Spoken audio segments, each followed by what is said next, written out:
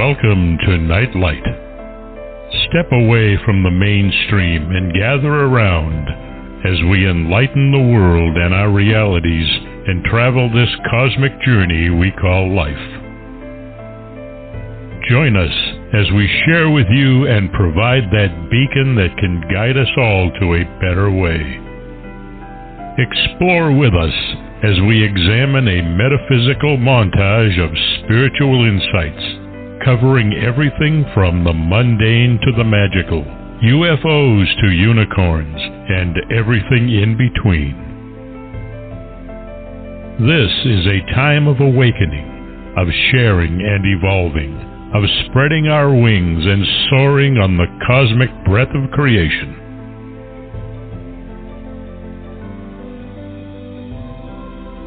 Come and join with other light-minded spirits as we weave our lights together to seek understanding, enlightenment, and, with a little luck, some wisdom.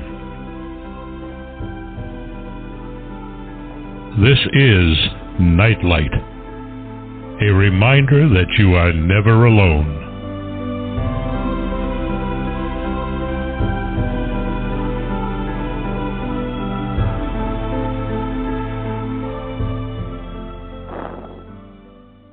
Welcome to Nightlight, everybody. So glad you could join us. It's going to be an adventure definitely today, and of course all shows are adventures.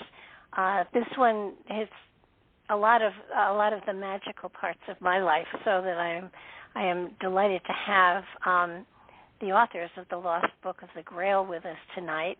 And I really strongly urge you to go find this book and read it, because it will give you a richer, greater understanding of the Grail, and pull you into a lot more of the magic behind all of the myths that we have heard over time. I will bet you haven't gone into the Grail in this particular way. This book unveils the long-forgotten prequel to the Grail Quest stories. Caitlín and John Matthews, I apologize, I'm going to mess up your name all over the place, examine the elucidation of the Grail, a forgotten 13th century French text, and show how it offers the key to understanding the sevenfold path of the Grail and the deeper stories between the Christian Grail narrative. Beginning with a new translation of the Elucidation by foremost esoterists Gareth and Caitlín Matthews, the authors provide a complete commentary on the poem, revealing a startling alternative cause of the Wasteland and the Grail quest, one which has a profound resonance to our own times. They examine the forgotten story of the Faery Wars and explain the Faery Accord, an agreement that once existed between humans and the Faery, and upon which the spiritual and physical health of the land depends. The offering of the Grail and its regenerative powers by the maidens of the Wells Faery woman was part of this accord. King Amangons and his men violated the accord, and through their abuse of the Well Maidens and other evil actions, causing the wasting of the land. The Knights of King Arthur sought to avenge the Well Maidens and rebirth the Grail to restore access to the lost paradisiacal courts of joy held in ancestral memory. In their quest, they encounter the rich company whose greed keeps the knights occupied in long wars of attrition, yet their quest to restore the generous hospitality of the Wells, the true Grail, and the Faery Grail continues. In addition to the Faery Accord and Knight's Quest, the authors examine the 7 guardians of the stories, the rich fisher, the courts of joy, the paradise lost, and the otherworldly land of wisdom. They show how their lost book of the Grail reveals themes familiar to the modern world and offers hope of healing at the rift between the worlds of fairy and human, as well as restoration of our natural belonging to the land. Something that I think all of us have to really take responsibility for, because we have lost our connection to the earth, and it's important that we get it back. So welcome to the show, Caitlín and John Matthews. Hello. Hi there. Hello. Great to be Hi here. there. I'm so delighted that you're here because I always am looking for deeper meaning and understanding of so much of the mystical world that is out there that in many ways isn't really, it's only mystical because we don't have physical evidence of it. And your book is just an amazing explanation of so much more than most of us have learned about the Grail quest and King Arthur and all of that I think you bring a greater importance to the story and a greater depth of understanding of the Grail and what it meant to humanity as a whole. It wasn't just a simple artifact. It was a way of life, and I think it's important that people come to understanding of the depth of meaning behind the Grail quest. Well, I mean, thank you. I mean, that's a lovely endorsement of our work. I mean, I think the Grail itself doesn't necessarily ever have to have or have had a physical existence. It is, as you said yourself, a way of life. It goes beyond all of that. You know, you'll hear lots of stories, as I'm sure you and your listeners have, about the different objects around the world that are the Grail. But of course, they all are, and also they're not. That's the wonderful thing about them, that they are both all of those things and none of those things. And in fact, you could say, I think I have somewhere, that the Grail is everything to everyone, but each of them will see it in their own way. But also there are so many absolutely. different stories. And you know, the Grail story is not just a one story. It's told in very many different parts of our history through time. And although this particular text that we've translated, the Elucidation, this 13th century French text, there are earlier stories and much later stories, and of course they all rest on an earlier mythic corpus, which is kind of like the undercarpeting of the myth, which a lot of people don't see and don't understand. So we've been trying to give the connections that run between those times, medieval times, and our own times, because this isn't a story that's finished yet. Well, it's wonderful material for an amazing animated about or even kind of like the Lord of the Rings material. It goes that much more deeply into why there is the quest and what caused the loss of the Grail, and it doesn't. It to me is such an amazing story that it's even the story that leads up to King Arthur is even more profound than the story of King Arthur and his knights. Well, yeah, I mean, it's interesting because we know very little about the origin of this. We don't know who wrote it. It's anonymous. But he or she, whoever it was that wrote it, seems to have understood what the Grail was about in a way that almost no one else had before or since. I mean, it's described as a prelude to the whole Grail myth, but of course, in actual fact, it's completely different. You know, I mean, they call it the Elucidation, the explanation, if you like, the illumination of the Grail. But in fact, it makes it even more mysterious, which is fascinating.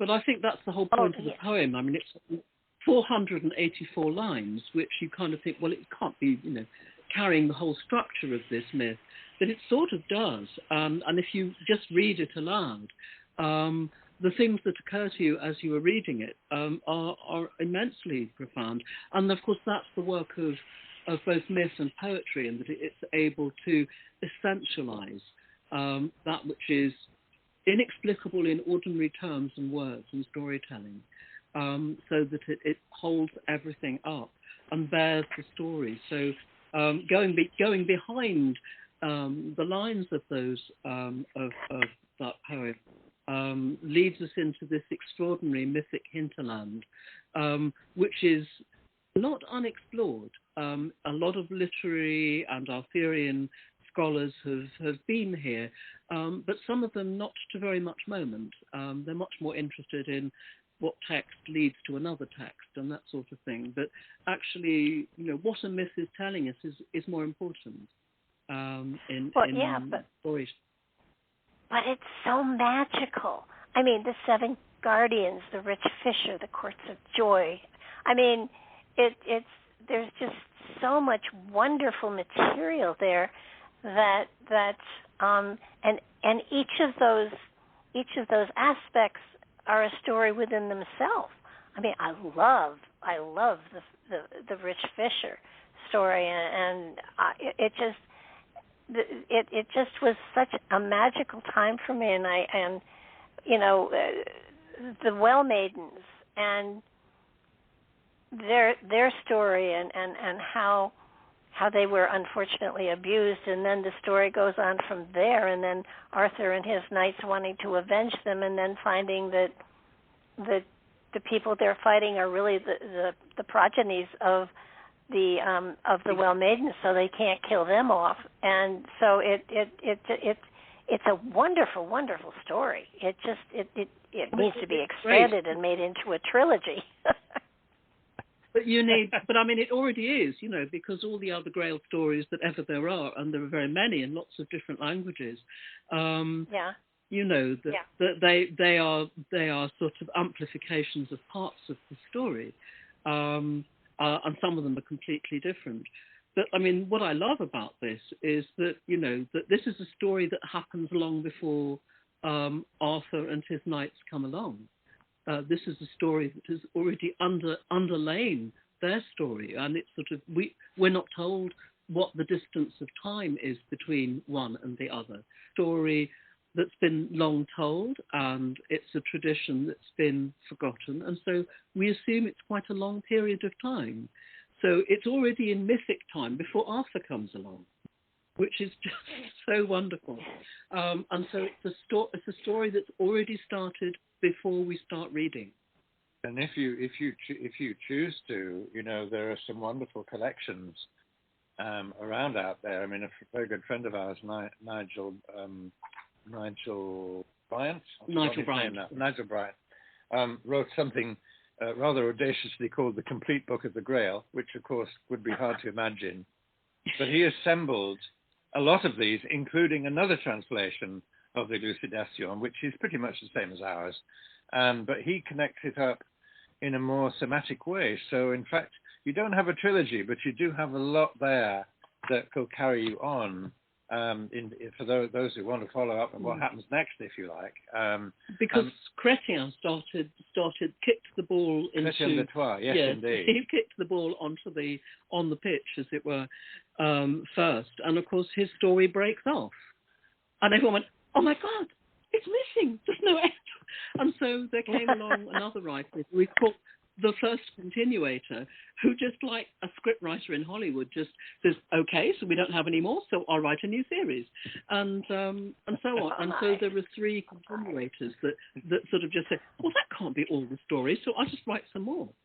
And so we have this series coming along, writing another bit of it, So I just love this. And of course, we're so used to this, we're used to the ongoing voyages of the Starship Enterprise, for example, which throughout our lifetime have been going on.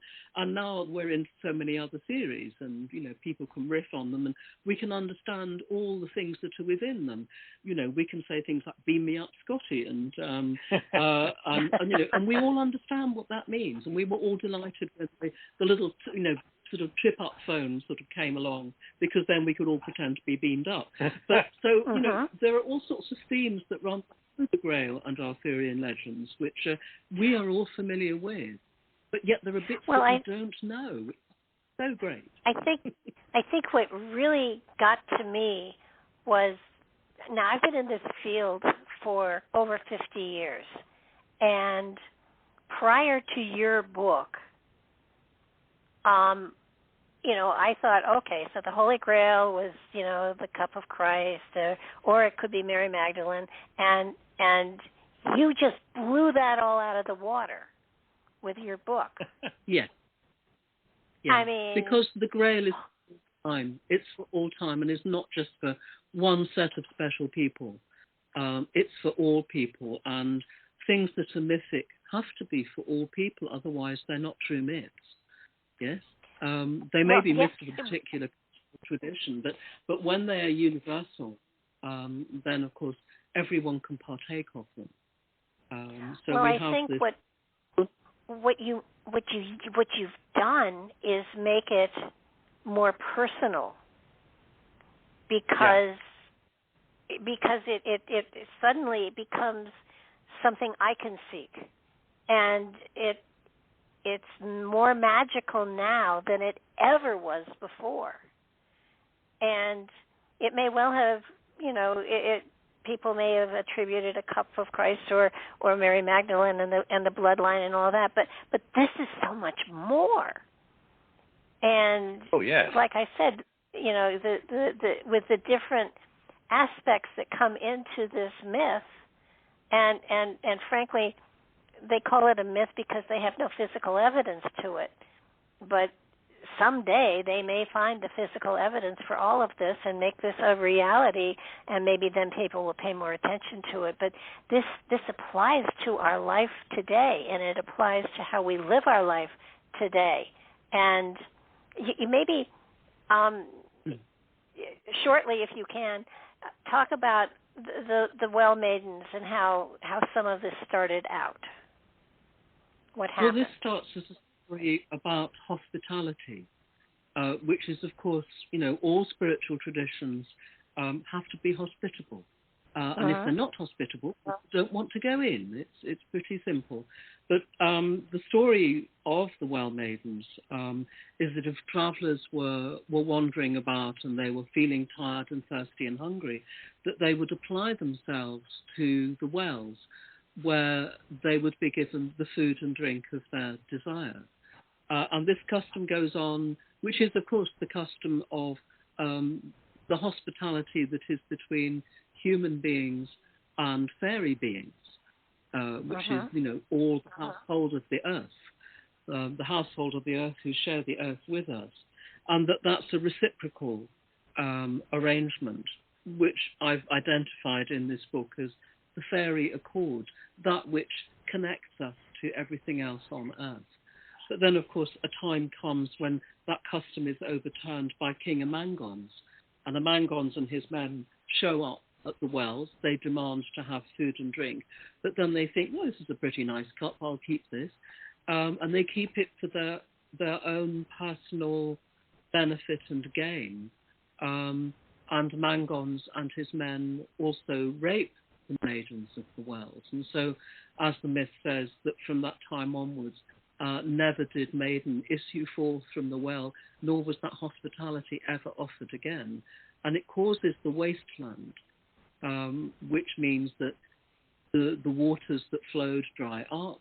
And the poem says, the kingdom was not worth as much as 2 hazelnuts, because everything went to rack and ruin. So it's a myth that hits us very immediately, because, in medieval times, people may have seen the wasteland caused by war or by other sorts of devastation, natural and otherwise, and they may have seen what it looks like when people have plague and so on, but they've never seen what we see now, which is, the laying waste of the earth. The using of earth resources in such a way that there is neither concern nor conscience about what people are doing. I was just hearing a broadcast today about the precious and rare earth metals that are required for communication systems, and someone had just been out to Myanmar, and they said the way they do it is they put a substance into the mountain, and it's called blue leaching. It's really horrible, and it dissolves part of the rock and it brings out the things they want, and it leaves a complete mess. It was just like, oh my goodness, this was, I could see it so clearly when they were discussing it. And it's, and these are the things that everyone wants, and of course nobody wants it to happen in their land or near them. Well, this is partly why the rich fisherman is also known as the wounded king, because his wound, this all goes back to the very early idea that a king must be perfect in body in order to be a king. So if he was wounded in some way, he could not rule. And also because his relationship with the earth was almost that of a marriage, in a sense. He married the land. So when he's wounded, which he is in a lot of the Grail stories, then the land stops being fruitful. And this is why you get that connection that keeps on going through all of these stories of the Grail. This is a new, different, and very exciting origin point for that, I think. Well, it all applies to what's going on today, too. When you look at the rich company who were greedy and they were avarice, and they were grabbing power. We've got that going on today. This may be an ancient myth, but it's being replicated today. Oh yeah, well, human nature doesn't change, sadly. No. But it's absolutely an echo of that. It's as though this author particularly understood the whole of human nature in that respect, and saw it as exactly what we see around us most of the time, which is, everything fed by greed and personal acquirement of whatever you want. And corporate greed. Which is very much what the rich company are. They build castles and cities and towns and boroughs and strongholds and all of that. And they set up against King Arthur. And in fact, they actually adopt the myth as if it was to do with them, which of course we're very used to seeing on social media, where someone's identity is completely stolen by some other person. It's not anything like them at all. And they're doing the same thing. It's like, don't look at the Round Table Knights, look at us. We're the rich company. We're the original kind of, ones that sort of rule the world. They do remind one inevitably of these huge companies who buy up land, knock down the buildings on it, and then slap up some very cheap housing. It's exactly the same. This is what the rich company are doing. They are despoiling the land as they despoiled the women, the fairy women, and they're building what one might call shanty towns. Yeah, but they make war on King Arthur, which lasts for so many years that he can't get on. They can't get on with the quest. They can't get on with the mainstream of life. They have to go and sort them out. Look what happens to us. We're enslaved by debt, and we have to work day and night to keep our heads above water. And in having to do that, we lose the time and the energy and the inclination to search for the spiritual aspects within us. And yet it's those spiritual aspects that will save the day, that will bring us closer to each other.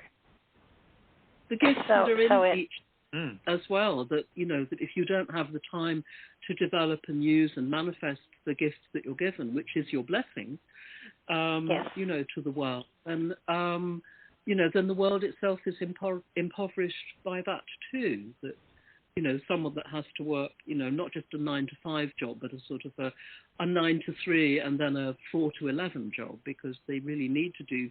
They're not doing what they're put on earth to do. No, and it's you kind of want to go back to the fairy well or the Well Faery and reinstate it in some way, shape, or form, but there's a great deal of respect and honor that has to be there in order for that to happen, and it's the hospitality. If you are afraid of your fellow man, you're not going to share your bounty with them.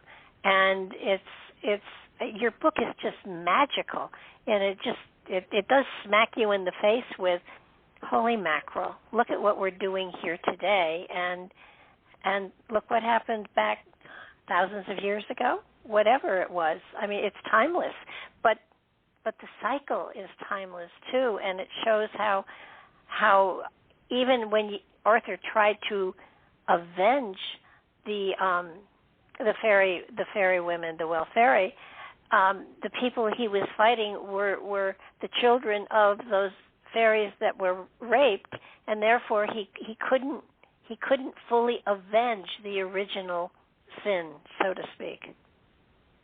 That's really one of the best things about this, because you tend to get, most of the medieval stories. I've made a great study of Mallory's Morte d'Arthur, which is probably the most famous of the Arthurian stories, and in that everything is about, vengeance is probably too strong a word, but a lot of it is about that, and a lot of it is people being punished for doing this or punished for doing that because they don't agree with whatever. It's nice to find a story from this period which still has that kind of belief in other people. Indeed, and it's a real challenge for us today because, we ask, well, how do we heal the Faery Accord? How do we get back to that relationship again? And of course, throughout, our history and the history of people in the US, we all have, in our history, we have terrible records of colonization and the subjection of First Nations people and indigenous cultures and so on. And it's like, it is as difficult for us to recreate the Faery Accord as it is to integrate and honor those people, which we're finding, that there is so much water under the bridge. How do we heal that? And of course, it comes back again to where the fairy tradition of the Faery Grail starts, which is one of hospitality. There are lots of situations around the world where you kind of think, well, I don't want to talk to those politicians because they've done terrible, evil things. But actually, someone has to sit down and talk with them, because that is the only way that we begin to sort of treat and negotiate. And very often people are very, very cross about what's happened to their land in various conflicts and so on. And they have a good right to be. But how do we, by sitting down and sharing hospitality again, is the very first thing that human beings can do with each other. It's how do we recreate that reconciliation? I know at first at one point I said, oh my goodness, we have become the rich company. And when you think of what we did to the First Nation people, who were far more spiritual than we ever were. And I mean, if they had taken the time to learn the spirituality from the First Nation people instead of trying to shove Christianity down their throats, we would be in a much better place today. Definitely. Well, it's exactly the same here in a way, or very similar. The Romans came in and did the same thing to the Celts, or the native peoples of this land anyway. There's some disagreement these days as to whether we should call them Celts or not, but there were certainly people here and they had their beliefs, and along came Rome and stamped over them, first of all with Roman beliefs and then later with Christian beliefs, when the first of the Roman Christians arrived here. So again, it's always the same story, and it's only by coming to terms with that and learning how to repair it that we're going to survive in the long run. But that's the hope of the myth, isn't it? Because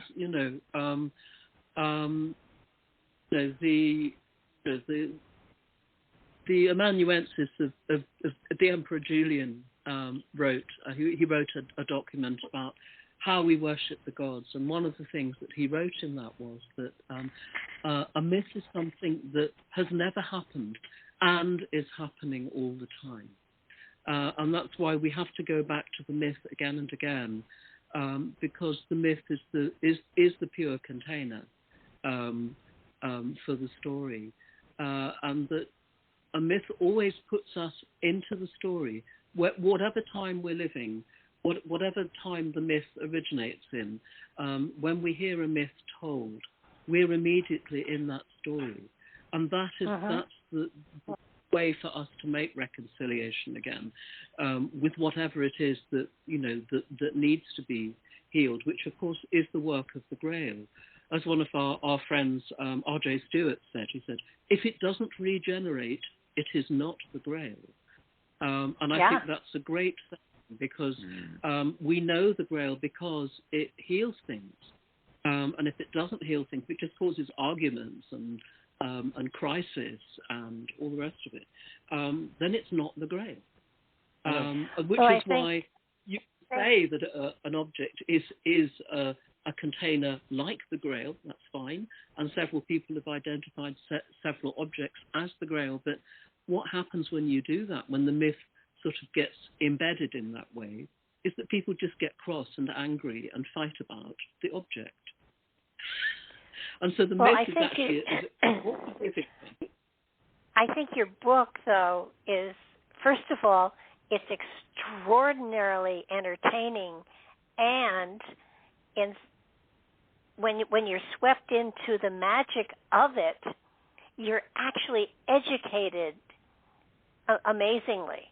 So that you've taken a form of mystical magic, and through it you're educating people without their knowing it, which I think is wonderful.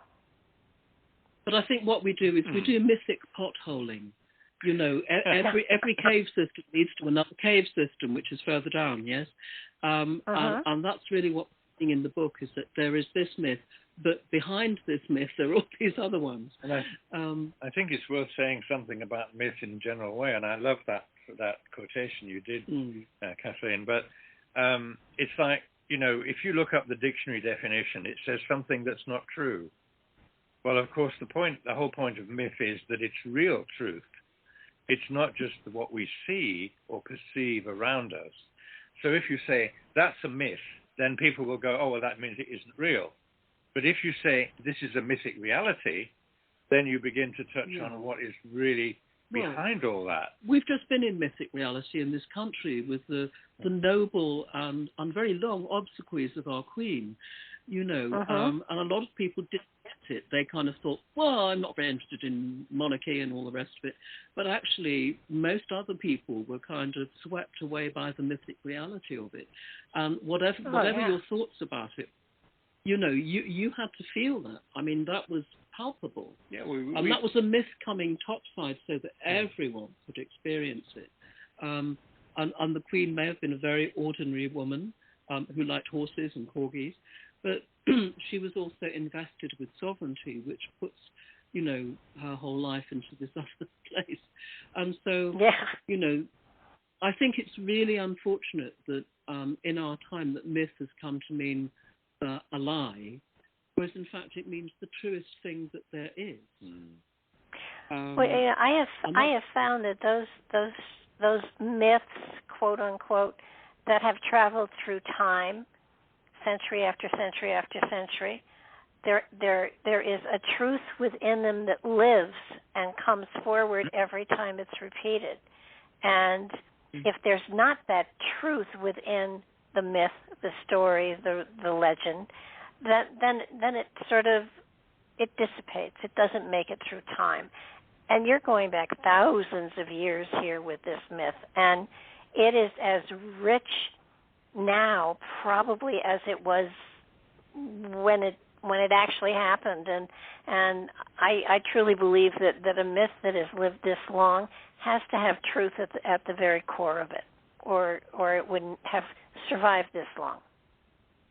Of course, absolutely. Well, I'll tell you, if I can indulge for a moment in a bit of name dropping. I did get to meet the King, as we've now got to call him, King Charles III, several times a couple of years ago.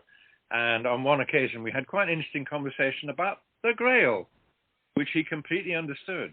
as a myth and as what it might mean. So that gives me hope for the future for us anyway. I would think so. Yeah. Well, he's very into. He talks to his plants. I mean, I talk to mine. So, no, I saw the Queen.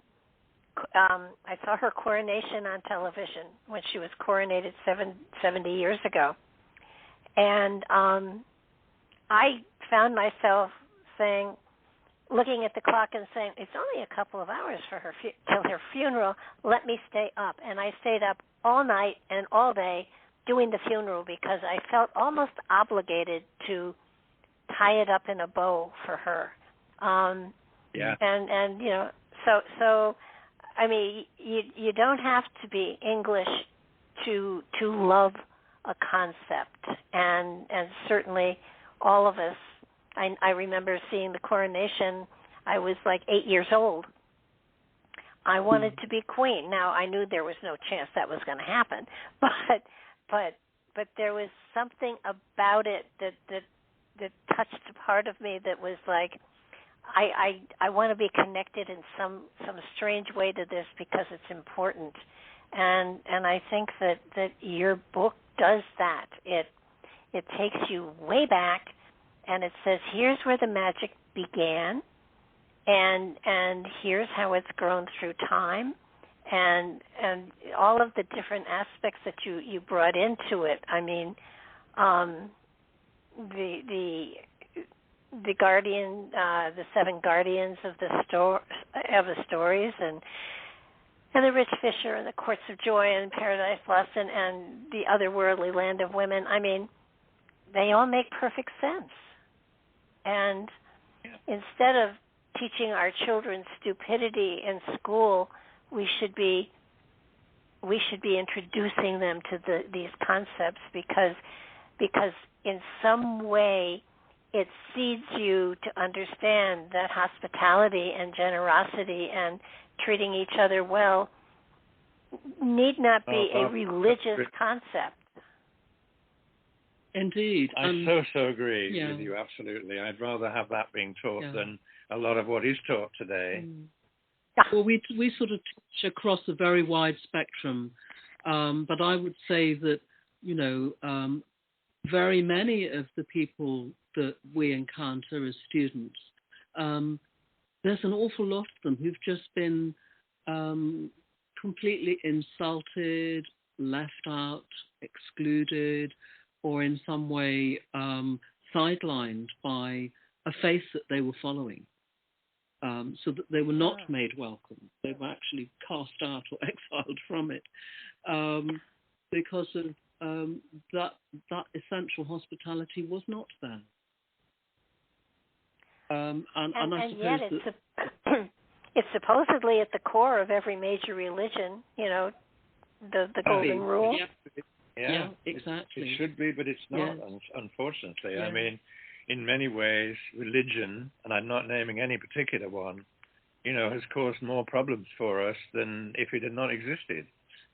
It's when it becomes exclusive and when it becomes a powerhouse of something else. Yeah, absolutely. Well, it's an open. But then it becomes a rich company, doesn't it? It does. It becomes a corporate association. Yeah. Yes, indeed. And a lot of religions are very rich. Yes, they are. Anyway. It's just that, you know, this brings spirituality back into people's lives, and I love that. And Oh, absolutely. How could you not read this book? The only thing is I twisted my tongue over all of the names that were not, you know, John, Joe, and Jim. I mean, it's I got stopped cold with, how do I pronounce that? And I read it aloud. It's actually an ebook as well. And I read it aloud, and it was really funny because the editor of our text had sort of gone through it, and she said, I've no idea what this language is. It's probably Icelandic or something. You couldn't recognise Welsh. So I had to read all of this, and it's got about 26 languages in it. You know. Yeah. Oh my God. Well, if I'd known there was an e-book that you had read, I probably would have done that instead of actually reading it myself. But I kept seeing things like, oh my goodness, this makes so much more sense. Don't make the Grail religious, make it spiritual, and it expands and it touches everybody's life. Yeah. That's a very important distinction between religious and spiritual, and that's exactly what the Grail is about. Yeah. I mean, it's been claimed, hasn't it, over the centuries, and most people, if you stopped them in the street and said, what can you tell me about the Grail, they'd say, oh, well, it's the Holy Grail. It's, as you said, it's the cup of Christ. But in fact, it existed many, many hundreds of years before that, and before anybody called it. You know, I mean, it gets called the Grail, which in itself is a very mysterious word that no one's ever really been able to translate. It only begins to be called that in the early Middle Ages. Before that, there was a vessel. It had various names, but all of them shared one thing in common. It was to do with hospitality, as Kathleen has said, and it's also a kind of hotline to whatever deity it is you happen to believe in. But sort of the Gradale or Grail also is a wide dish, so it's one meant for sharing. It's one that everyone puts their hand into to take something out. Well, it's more like a tray.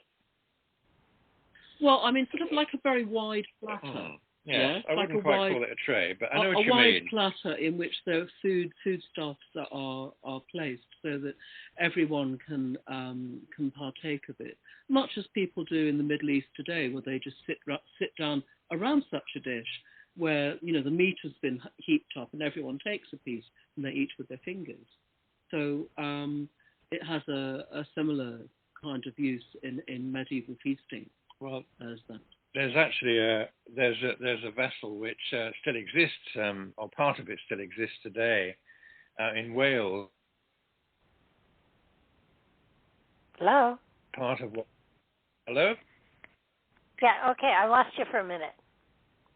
Oh, okay. We're still here. Yeah. I was just saying that there was an object in Wales known as the Nantios cup, which is not a cup at all.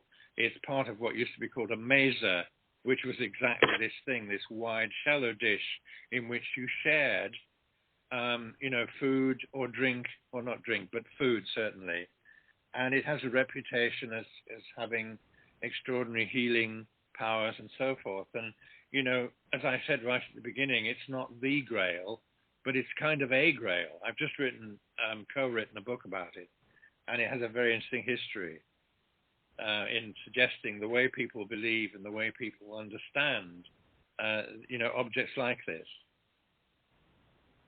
Well, how did the two of you?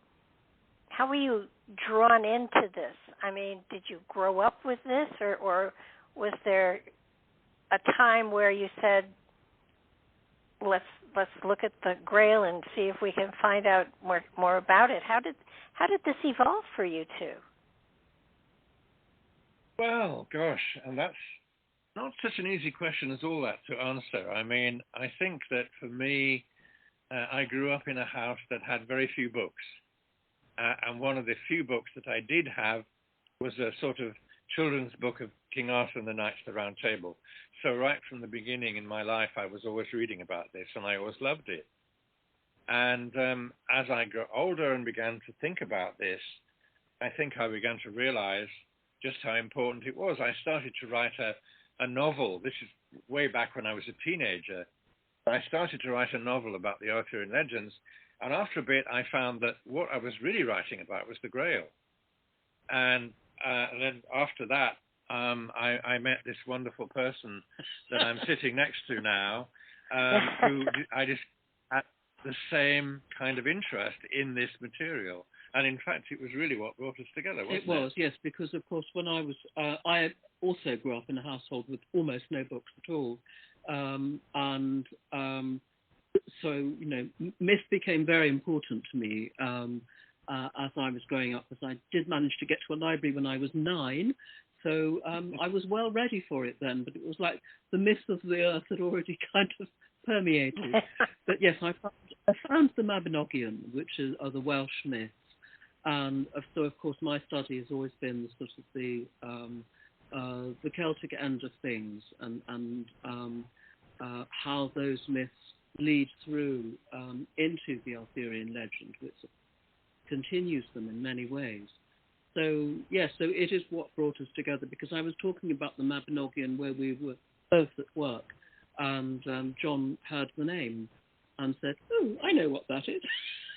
And that was the beginning of beautiful friendship, as they say. So there we are. But that was 47 years ago next February. So, wow. We've been... It's that long, yes. So it did bring us together, and then of course it just got worse from there on, didn't it? In terms of our obsession with it, just got deeper. I wrote a book about the Grail. In fact, it was the very first book I wrote in 1980, and it was a picture book mostly. And I found out a certain amount about it. And when we were, working with the publishers and the publicists about this book, we went to a reception in London, and we met a very august Orientalist. I believe that word is not supposed to be used anymore, but he studied Oriental studies, Eastern things. And we were introduced to him as people who were interested in the story of the Grail and what is still known as the Western mystery tradition. And he looked down at us from his both great physical and academic height and said, "Oh, but my dears, there is no such thing."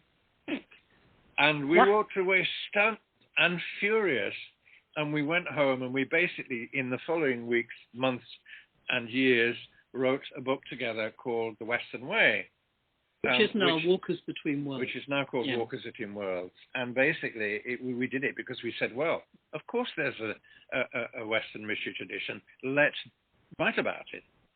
And that really began what has since produced between us over 200 books, just following and exploring all it.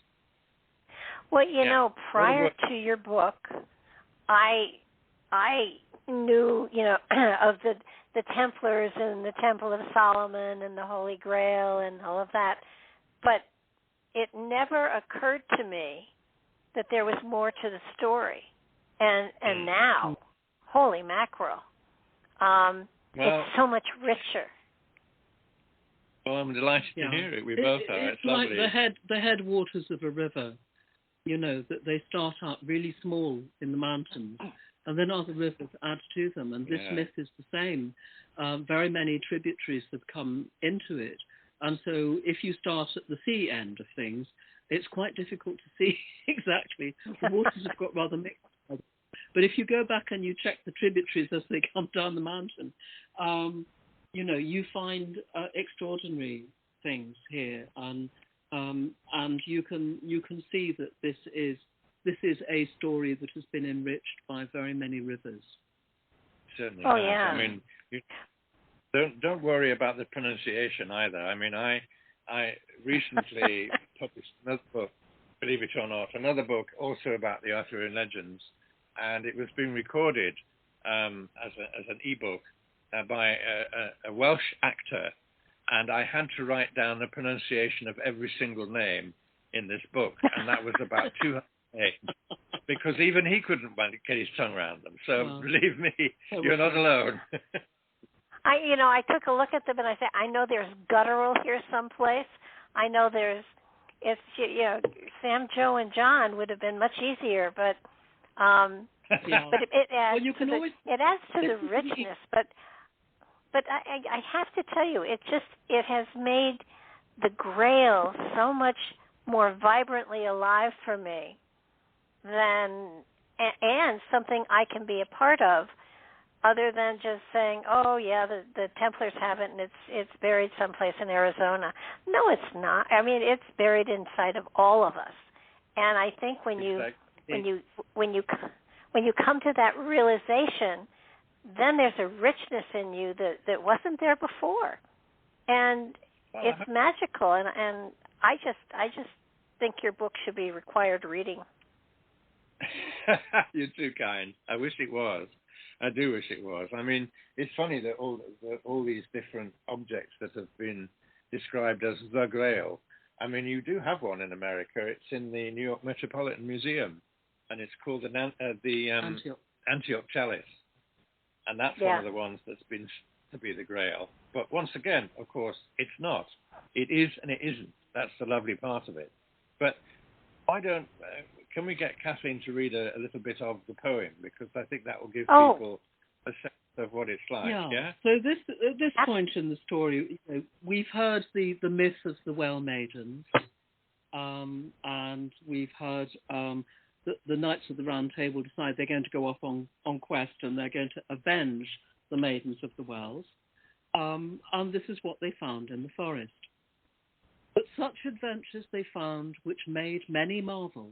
For in the forest they found maidens you could not ask for any more beautiful, and with them knights, well armed on their chargers, there where the maidens were.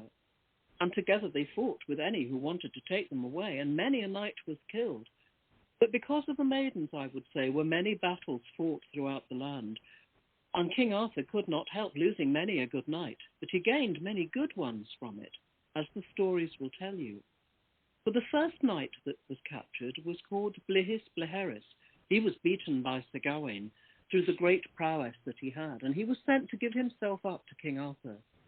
He mounted out without delay to the court. He surrendered himself. By no one was he known, nor did the king recognize him. But such good stories did he know that no one could be wearied on hearing them told. And some of the court asked Bleheris about the maidens who rode through the forest, since the court of Arthur had not been there, so they quite rightly asked about them, and to tell what he knew of them. And many willingly heard him, and stayed awake many nights, learning about the maidens and the knights, to hear and question him. And Bleheris said to them, "You wonder greatly about the maidens you have seen going through the forest, and you can't stop asking in what country they were born. I will tell you truly, all of us are born of those maidens. Never will there be any more beautiful in the world, those that King Amangons raped. That harm will never be made good as long as the world lasts. And the knights of the Table Round, by courtliness and honour and prowess and strength, swore to recover by force the wells of these bachelors, the knights and worthy men. And I would like to tell you all those who travel together, the knights guarding the maidens, and the maidens likewise who wander about this land," said Bleheris, "throughout the forests and the country, that they must wander so until God allows them to find the court from which joy will come, by which the country will be made, and your adventures will come to those of the court who will seek what has never been found in this country, nor told before." That's exactly it. That's where it begins. That quest that's still going on today for all of us. Oh, well, yeah. I think that when was this book published? Was it just recently, or? Yeah. Yes, the book was published in, getting my glasses on, so it came out in 2019. Yeah. And the book came out first, and then I read the for the ebook, which is on Audible. Wow. Later. There's such magic in it that it's amazing. I mean, when you touch magic, I don't know. A Supreme Court judge was asked to define pornography, and he said, "I can't define it, but I know it when I see it." This is magic, and you know it when you see it. You do, and when you feel it. Bad analogy, I guess, but it is. But there's something about the myth. The myth invests us, doesn't it? It clothes us in itself, and suddenly we feel different. Yeah. And you just want to, I couldn't put it down, and I wanted to go back and read more about, the Courts of Joy and not so much about the greed company, the rich company, because that I understand, but the wells, the fairies of the well, and everything. It was so magical. I wanted more. I wanted to know how they came about and what was the source of them. And you have me to a place where I hear something and it's like, yeah, but what was the source of this material? What brought you to this storyline? What is the magic that birthed the other legends that came from it? And you've put it out there, and the Rich Fisher King. Wow, that was really cool. And so, you've given me more magic to share with people, and I thank you so much for your putting it out there. We thank you too for all the nice things you've said. I suppose you are kind of our dream reader, really, the one who gets it. So for any more out there right now, get on the phone and order the book. I think the thing with this is there are so many myths coming into it. You can read forever. Oh gosh, yeah, and we do have a very large audience, and I am hopeful that this will have just titillated them enough and made them wondering as well as to what the source of all of these Grail quests that have become actually quite flat. And I heard that. And you've got the source of all of it here, and there's true magic here. So I just noticed that we are out of time, but I want to thank you so very, very much for taking the time to speak with us, and even more thank you for writing a book that's so full of magic that it will live forever, I'm sure. Oh, you're very kind. It's entirely our pleasure. It's been nice talking to you and your listeners, and we hope that you find your own Grail quest and go on it and listen to all those people who tell you, it's nothing, it's just a myth.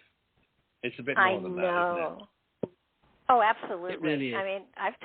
I have talked to the fairies in my garden every night, so, fairies are something I'm familiar with.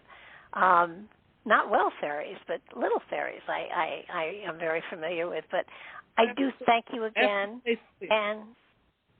and we will hopefully be in touch and be able to do something else again soon. So thank you very much again. Thank you. Thank you very much for having us. Goodbye. Bye-bye. Bye now. Okay, everybody, thank you for joining me today. I hope you all go out and get this book, because if you want magic in your life, this is a way of reminding you that you have magic inside of you. And that's a wonderful trigger to have, because when you remember you have magic, then you have access to it, and you can apply it to your life and take a black and white life and make it technicolor. So go find the book. Have a wonderful day, and thank you so much for joining us today. Bye-bye now.